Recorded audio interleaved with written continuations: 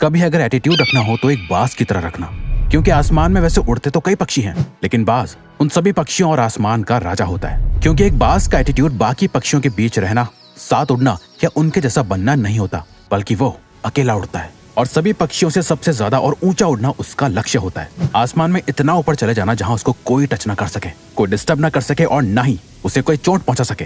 क्योंकि जब एक उड़ते हुए बाज की पीठ पर बैठा हुआ कौवा उसे चोंच मारता है, उसे परेशान करता है, तो बाज उस कौवे से लड़ता नहीं है, उसे कोई रिस्पॉन्स नहीं देता। वो बस चुपचाप अपने पंखों को फैलाकर आसमान में ऊपर और ऊपर उड़ता जाता है। बाज आसमान में जितना ज्यादा ऊपर जाता जाता है, उस कौवे की परेशानी उतनी ही बढ़ती जाती है। वो ऊंचे आसमान में सांस नहीं ले पाता और ऑक्सीजन की कमी की वजह से वो कौवा बेहोश होकर अपने आप गिर जाता है और बाज उस कौवे की चोंच से होने वाले दर्द से मुक्त हो जाता है। दोस्तों, हमारी जिंदगी भी कुछ ऐसी ही है। ये कौवा आपकी लाइफ के सारे चैलेंजेस को दिखाता है और ये बाज आपके स्ट्रॉन्ग मेंटल एटीट्यूड को। एक बाज ही की तरह जिंदगी के आसमान में मुश्किलों के बादलों को अपने पंखों से चीरते हुए ऊंचा उड़ना सीखो, ताकि आपके ये सारे चैलेंजेस अपने आप ही गायब हो जाएं। जब लोग आपको ताने कसे तो उससे और ऊपर उड़ जाओ। जब लाइफ आपको सामने से चैलेंज करे, उससे और ऊपर उड़ जाओ। जब आपको जिंदगी की एक के बाद एक प्रॉब्लम्स तोड़ के रख दे, और ऊपर उड़ जाओ। एक बाज की असली पावर उसके पंखों में है। अगर वो अपने पंखों को नहीं खोलेगा तो उड़ नहीं पाएगा। वैसे अगर आप अपने माइंड को ओपन नहीं रखोगे सीखने के लिए, इंप्रूव होने के लिए, स्ट्रांग होने के लिए, तो आप कभी नहीं उड़ पाओगे। एक बाज बनने के लिए आपको बाज के मेंटल एटीट्यूड को सीखना होगा। बाज जैसे मेंटालिटी और माइंडसेट को डेवलप करना होगा। बाज को तूफान पसंद होते हैं। डॉक्टर एपीजे अब्दुल कलाम ने एक बार कहा था, all birds find shelter during a rain, but eagle avoids rain by flying above the clouds. यानी जब आसमान में बादल छा जाते हैं, कुदरत की तरफ से एक तूफान आने का इशारा होता है, जिसे देख बाकी सारे पंछी छुप जाते हैं। एक बाज इसी तूफान से डरता नहीं, बल्कि और ज्यादा एक्साइटेड हो जाता है। बाज इस तूफान के साथ आने वाले चैलेंजेस को बहुत इंजॉय करता है। जब तूफान की हवाएं और ज्यादा तेज हो जाती हैं, वो उस तेज हवा का यूज करके आसमान में और ऊपर चला जाता है। बहुत ऊपर पहुंचने के बाद वो उन बादलों से भी ऊपर आ जाता है जो बादल वो बारिश कर रहे होते हैं। आपकी लाइफ की हर एक प्रॉब्लम में सोल्यूशन छुपा हुआ है, हर एक चैलेंज में अपॉर्चुनिटी छुपी हुई है। जब आप इन प्रॉब्लम्स और चैलेंजेस से ऊपर उठ जाओगे, तब आपको कई सारी अपॉर्चुनिटीज दिखाई देंगी। जैसे कि नेपोलियन हिल भी कहते हैं, every challenge brings a great opportunity with it. अब जिस दिन एक बाज की तरह लाइफ की सारी डिफिकल्टीज और प्रॉब्लम्स को लाइफ में ग्रो होने की, खुद को बदलने की अपॉर्चुनिटीज की तरह देखने लगोगे, तब जाके आप बहुत ऊंचा उड़ना सीख पाओगे। बाज अपने घोंसले में नरम घास नहीं रखता। क्या आपको पता है, एक बाज के घोंसले में कभी कोई नरम चीज नहीं होती। वो अपने घोंसले से उन घासों को निकाल के फेंक देता है जो उसे आराम करने पे मजबूर करती है, क्योंकि वो एक बाज है। घोंसले में बैठना उसकी फितरत नहीं, बल्कि आसमान में उड़ना ही उसका लक्ष्य है। कहीं वो अपने घोंसले में ज्यादा कंफर्टेबल ना हो जाए, इसीलिए वो अपने बिस्तर को भी जितना हो सके उतना कांटे भरा रखता है। बाज के जब बच्चे होते हैं तो उनके लिए वो नरम घासों से भरा घोंसला बनाता तो है, लेकिन जैसे जैसे बच्चे बड़े होते हैं, वो उन बच्चों को घोंसले से बाहर निकाल देता है और कुछ नरम घासों को भी निकाल देता है। पर जब उसके बच्चे वापस आते हैं, उन्हें वो घोंसला थोड़ा अनकंफर्टेबल लगने लगता है, पर वो उसमें भी आराम करने लगते हैं। कुछ टाइम बाद वो अपने बच्चों को फिर से उस घोंसले से निकाल देता है और सारी नरम घास को निकाल फेंकता है। उसके बच्चे फिर वापस आते हैं और ये साइकिल तब तक रिपीट होती है जब तक कि उसके बच्चे घोंसले से बाहर जाकर उड़ना ना सीख लें। और एक बार जब वो उड़ना सीख जाते हैं तो वो समझ जाते हैं घोंसले के कंफर्ट में रहने से ज्यादा आसमान में उड़ना ही उनका असली मकसद है। एक बाज भी इस बात को समझता है कि कंफर्ट जोन उसके लिए कितना खतरनाक हो सकता है, पर हम इंसान अपनी लाइफ को जितना हो सके उतना कंफर्टेबल बनाते जाते हैं। भूख लगी है तो ऑनलाइन खाना मंगा लिया, बोर हो रहे हैं तो रील्स स्क्रॉल कर ली। ये सारी बड़ी बड़ी कंपनीज आपकी लाइफ को जितना हो सके उतना इजी और कंफर्टेबल बना रही हैं, और ये आपको जितना हो सके उतना वीक बना रहे हैं। आप जितना ज्यादा कंफर्टेबल जोन में रहोगे, आप उतना ही ज्यादा आलसी होते जाओगे और आपका फ्यूचर उतना ही ज्यादा अनकंफर्टेबल और मुश्किल बनता जाएगा। हमारा कंफर्ट जोन ही हमारा सबसे बड़ा दुश्मन होता है और हमें इसका अंदाजा तक नहीं होता। बाज चेंज होने के एक बहुत ही दर्दनाक प्रोसेस से गुजरते हैं।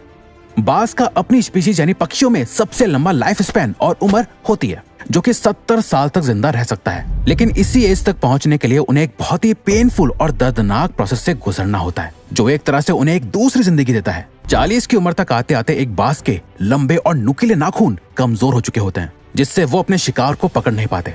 उसकी नुकीली चोंच अब मुड़ चुकी होती है, उसके पुराने सारे पर उसकी छाती से चिपक जाते हैं, जिससे उससे उड़ने में बहुत दिक्कत आती है। अब बाज को एक चॉइस लेनी होती है, या तो वो ऐसे ही मर जाए या फिर अपने आप को एक पेनफुल प्रोसेस से गुजार कर बदला जाए, जिसे करने के लिए वो अपने घोंसले में जाता है और अपनी चोंच को तब तक पत्थर पे जोर जोर से मारता है जब तक कि वो टूट नहीं जाती। फिर वो अपनी चोंच के दोबारा बड़े होने का इंतजार करता है और चोंच ग्रो होने के बाद उस चोंच का यूज करके अपने नाखून उखाड़ देता है और उनका दोबारा ग्रो होने का इंतजार करता है। जब ये हो जाता है उसके बाद वो अपनी चोंच और पंजों से अपने पंखों में से मोटे मोटे फेदर्स यानी पंखों को तोड़कर निकाल देता है और सिर्फ हल्के फेदर्स को रखता है। इसके बाद बाज अपने रिबर्थ की सबसे पहली उड़ान भरता है और खुद को जीने के 30 और साल दे देता है। बाज अकेला ही क्यों उड़ता है?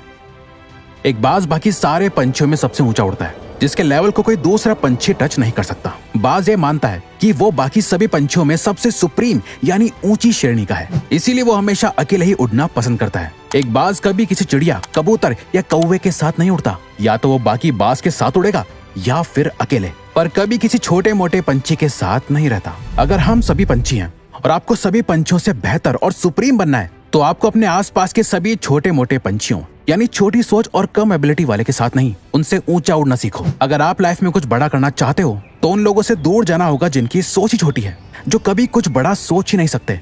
जो लोग आसमान में ऊंचा नहीं उड़ना चाहते वो आपको भी जमीन पर ही रखेंगे, बेशक आप अकेले क्यों ना पड़ जाओ। अगर आप ऊंचा उड़ना चाहते हो तो आपको उन लोगों से ऊपर उठना पड़ेगा जो लोग खुद तो नीचे ही रहते हैं और आपको भी ऊंचा उड़ता हुआ नहीं देखना चाहते। एक बाज की तरह स्ट्रॉन्ग विजन डेवलप करो। एक बाज अपने शिकार को 5 किलोमीटर दूर से ही देख लेता है और जब वो अपने टारगेट को लॉक कर लेता है, जब उसका गोल एकदम क्लियर हो जाता है, फिर उससे फर्क नहीं पड़ता कि रास्ते में क्या है, कितने पेड़ हैं, कितने लोग हैं, वो शिकार कितना खतरनाक हो सकता है, वहां तक पहुंचना कितना मुश्किल है। वो कुछ भी करके अपने शिकार को पकड़ लेता है और अपने गोल को अचीव कर लेता है। एक बाज कभी इस बात को लेकर परेशान नहीं होता कि उसे अपना खाना कैसे मिलेगा, वो सरवाइव कैसे करेगा, किसी ने उसके लिए कहीं पानी भर के रखा है या नहीं, उसके लिए खाना डाला है या नहीं। वो बस उड़ता है और अपने खाने की तलाश में निकल जाता है। अपने शिकार का वेट नहीं करता कि वो खुद चल के उसके पास आएगा, नहीं, बल्कि सही मौका देखते ही उस पर हमला कर देता है। इस मेंटल एटीट्यूड की वजह से ही एक बाज 70 साल तक सरवाइव कर पाता है, बाकी पंछियों की तरह भूखा नहीं मरता। आपको भी अपनी लाइफ का एक विजन तैयार करना होगा। आप जो चाहते हो उसके लिए काम करना होगा। कोई सामने से आकर आपकी लाइफ नहीं बदलने वाला, आपको खुद अपनी लाइफ की रिस्पॉन्सिबिलिटी लेके खुद को चेंज करना होगा। एक बाज कभी भी मरे हुए जानवरों को नहीं खाता। एक बाज कभी मरे हुए जानवर को नहीं खाता, वो हमेशा अपने लिए एक फ्रेश शिकार करता है। बाज का ये माइंडसेट हमें सिखाता है कि हमारा पास्ट हमारे लिए मर चुका है, पास्ट में हुई सभी चीजें जा चुकी हैं, आपके हाथ में बस आपका आज है। आपका पास्ट एक ऐसी जगह है जहां आपने अपने पुराने वर्जन को गार्ड रखा है। हो सकता है आपने पास्ट में बहुत कुछ बुरा किया हो या बहुत ज्यादा अच्छा, जिसके बारे में सोच सोचकर आप अपने अंदर अलग अलग इमोशंस डेवलप कर रहे हो। ये आपको अंदर से खोखला बना रहा है। अगर आप बार बार अपने पास्ट में झांकते रहोगे तो आप प्रेजेंट यानी आज और अभी में कैसे जी पाओगे? प्रेजेंट में जहां आप अपने फ्यूचर को क्रिएट कर रहे हो, अपने बेस्ट वर्जन को डेवलप कर रहे हो, उस पर फोकस करो। अगर बाज से कोई शिकार मिस हो जाए, उससे बच के निकल जाए, तो क्या वो इस बात के लिए रोता है, दुख मनाता है और इस गम में भूखा रहता है कि वो शिकार नहीं कर पाया? नहीं, बल्कि वो फौरन अपने अगले शिकार को ढूंढने निकल जाता है।